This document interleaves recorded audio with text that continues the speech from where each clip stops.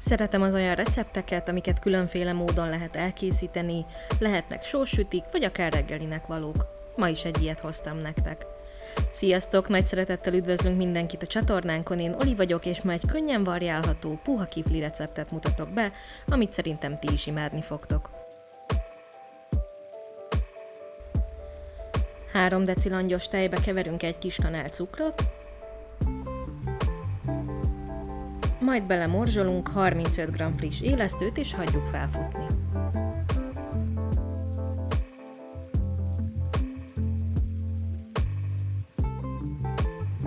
Egy tálas mixer keverőtáljába öntünk 80 g puha, kissé megolvasztott margarint, egy darab tojást,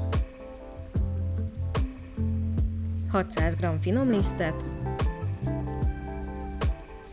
2 kis kanál sót, a már felfuttatott élesztős tejet, és egy kis kanál cukrot. Nagyjából 7 perc alatt alaposan kidagasztjuk, a végén pedig egy lágy, puha, de nem ragacsos tésztát kell kapnunk. Tálba tesszük és fóliával teljesen lefedjük, lehetőleg úgy, hogy ne legyenek rések.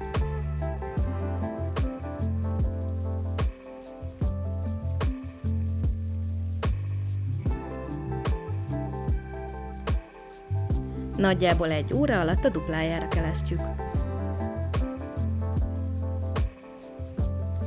Amíg kell a tészta, addig 120 g puha margarinból, 2 evőkanál lisztből és 2 kis kanál sóból elkészítjük a krémet, amit majd a rétegek közé kenünk.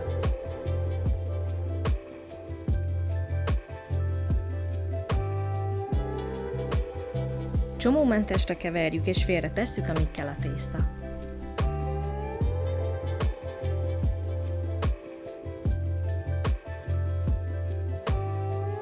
...50-60 perc kelesztés után ilyen szépen meg is nőtt a tésztánk.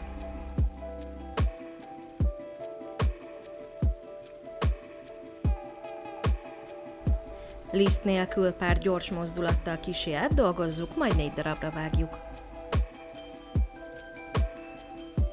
Az a jó ebben a receptben, hogy könnyen variálható, a sós vajas krém helyett megkenhetjük pizzakrémmel, tehetünk bele sajtot, vagy akár választhatunk mogyorókrémet is. Ha az édes verzió mellett döntünk, akkor egy kis kanál sóval kevesebbet tegyünk a tésztába. Vékonyra nyújtjuk, és mondanám, hogy kör alakúra, de én pont az a fajta vagyok, aki ha kör alakot akar nyújtani, akkor tuti, hogy téglalap lesz, szóval maradjunk annyiban, hogy mindegyik darabot próbáljuk ugyanolyan formára nyújtani. Ezután a kinyújtott tésztát megkenjük a sós vajas krém felével.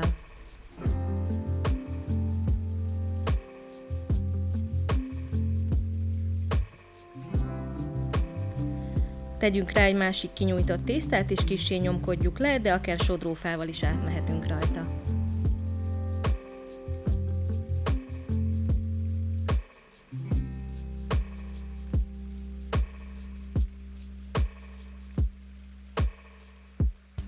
Vágjuk fel 6 cikkre, ami, lássuk be, egyszerűbb, hogyha legalább egy kicsit hasonlít kör alakra a tésztánk.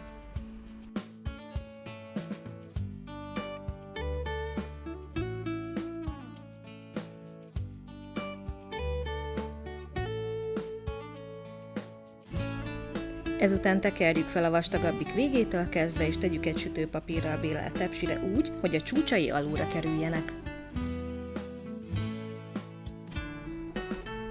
Kenjük le a kifliket vízzel, közben pedig melegítsük elő a sütőt 200 fokra légkeverés nélkül.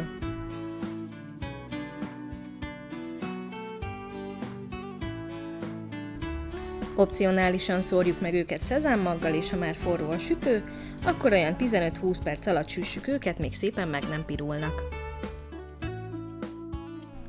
Ha elkészítitek a kifliket, mindenképpen írjátok meg kommentben, hogy sikerült, kíváncsi vagyok a véleményetekre. El is készültek a puha kiflik, amik nem csak, hogy másnap is ugyanolyan puhák, de variálhatóak is, és akár szendvicsként, de édes lekvárral is fogyaszthatók. Az egyszerre sós és édes ízkavalkát pedig egyszerűen fenomenális.